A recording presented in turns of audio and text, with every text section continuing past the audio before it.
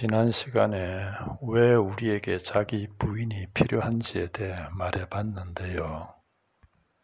이를 간단히 다시 말해보면 세상의 중심이 하나님이신데 마치 자기가 세상의 중심인 양 착각하며 살아가는 것. 이것이 우리 인간의 원죄의 본질인데요. 이에서 벗어나기 위해 우리는 다시 자기 중심에서 하나님 중심으로 돌아가야 하는데, 이렇게 하나님 중심으로 돌아가기 위해 자기 중심에서 벗어나는 이것이 자기 부인이며, 그래서 우리에게 이 자기 부인이 꼭 필요한 거지요. 고린도서 6장 14절에 빛과 어둠이 어찌 사귀며 라는 말씀처럼 하나님 중심과 자기 중심이 우리 안에서 서로 어울릴 수 없으니까요. 그래서 오늘은 그렇다면 하나님께서 어떻게 우리 자신을 부인하게 만들어 가시나에 대해 말해 보겠습니다.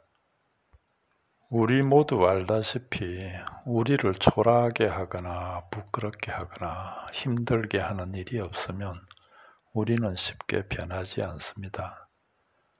그래서 우리에게 고난이 필요하며 하나님은 그것들로 우리를 부인시켜 당신이 거하실 만한 처소로 지어가십니다.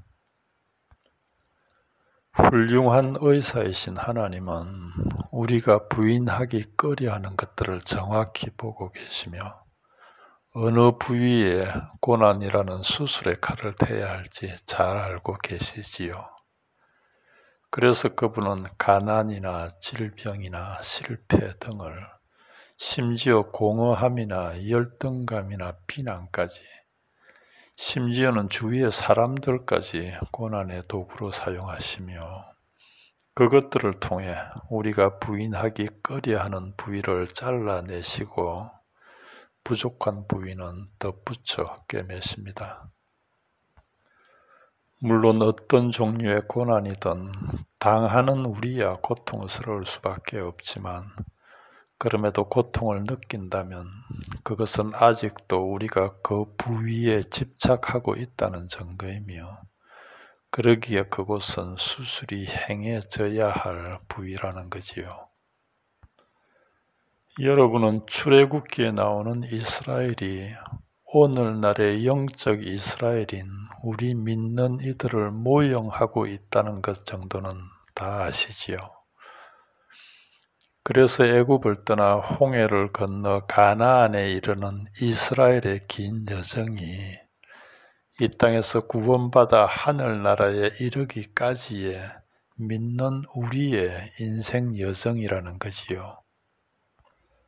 왜냐하면 성경이란 기본적으로는 역사적인 사건들을 배경으로 하지만, 그럼에도 그 사건들 안에서 영이신 하나님이 말씀으로 또는 섭리로 친히 믿는 우리와 관계하시는 그런 영적인 신비를 알려주는 책이기 때문이지요. 그렇다면 우리 한번 생각해 보십시다. 하나님이 이스라엘 백성을 애굽에 그대로 두고 애굽 사람들을 다 죽이시거나, 또는 그때 왕자로 있던 모세를 왕으로 세워 애굽을 다스리게 해 이스라엘 백성을 그곳에서 잘 살게 하면 될 텐데, 왜 굳이 애굽에서 불러내어 그것도 바로 가면 열흘이면 갈 길을 왜 40년 동안이나 그 메마른 광야 길을 걷게 해 약속의 땅인 가나안으로 들이시느냐는 거지요. 그것도 애굽에서 불려 나온 첫 세대 사람들을 그 광야 길에서 다 죽이시고 새로 태어난 같은 수의 다음 세대를 말입니다. 왜 그러셨을까요? 이를 오늘을 살고 있는 우리 믿는 이들에게 하시는 말씀으로 들어보면, 하나님께서 이 땅에서 구원하신 우리를 구원하시자마자 하늘나라로 뿅 하고 데려가시면 될 텐데, 왜 7, 80년이라는, 아니 요즘은 100세 인생이라는데 왜 그 길다면 긴 광야길 같은 인생을 이 땅에서 살아가게 하시느냐는 거지요. 광야길이라는 고난을 통한 죽음이라는 자기 부인 없이는 천국이라는 약속의 땅도 없다는 것을 말씀하시는 것 아니겠냐는 말씀입니다. 누군가가 인생을 고해, 즉 고통의 바다라 했듯 고난 없는 인생이 어디 있겠냐마는 특별히 믿는 이들에게 고난이 많은 이유가 바로 이것 때문입니다. 시편 34편 19절입니다. 의인은 고난이 많으나 여호와께서 그의 모든 고난에서 건지시는도다. 그렇죠. 믿는 자, 즉 의인은 고난이 많다고. 의인은 고난이 많으나 여호와께서 그의 모든 고난에서 건지시는도다. 하나님께서 그 고난들로 구원하신다는 말씀입니다. 그리고 어떻게 그러냐 하면 시편 119편 71절입니다. 고난당한 것이 내게 유익이라. 이로 말미암아 내가 주의 율례들을 배우게 되었나이다. 고난을 통해 하나님의 뜻을 알게 되니 그렇다는 말씀이지요. 그리고 히브리서 12장 6절도 말씀합니다. 주께서 그 사랑하시는 자를 징계하시고 그가 받아들이시는 아들마다 채찍질하심이라. 믿는 자들에게 당연히 고난이 필요하다는 말씀이지요. 그리고 결국 로마서 8장 18절입니다. 현재의 고난은 장차 우리에게 나타날 영광과 좋게 비교할 수 없도다. 장차 우리에게 나타날 영광을 위해 현재의 고난이 필요하며 그래서 허락하신다는 말씀이지요.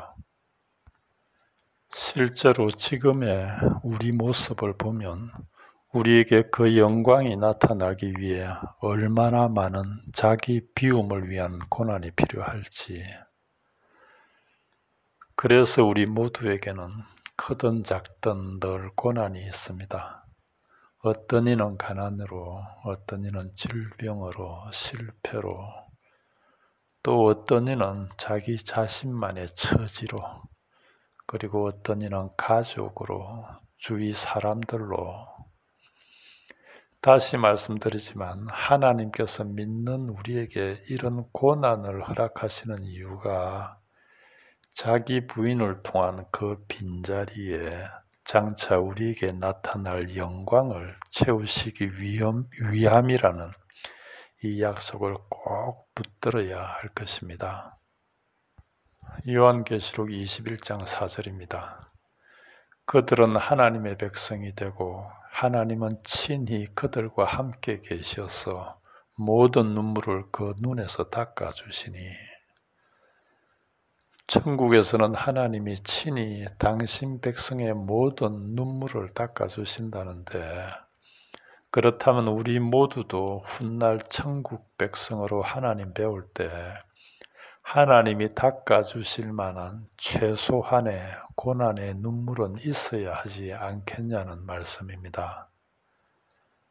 아직도 우리 기독교를 이 세상에서도 잘 먹고 잘 살고 그리고 죽어서 천국도 가는 그런 생각으로 하나님을 믿는다는 이들에게 자기 부인의 고난이라는 이 말이 참으로 어떻게 들릴지 모르겠지만 시편 119편 67절입니다. 고난 당하기 전에는 내가 그릇 행하였더니 이제는 주의 말씀을 지키나이다. 고난이 우리를 부인시켜 주의 말씀을 지키게 하는 당신의 은총이라는 말씀입니다. 오늘은 여기까지 하겠는데요. 자기 부인을 위한 고난에 대해 한 주간 좀 깊이 있게 묵상해 보기 바라고요. 다음 시간에 계속하겠습니다.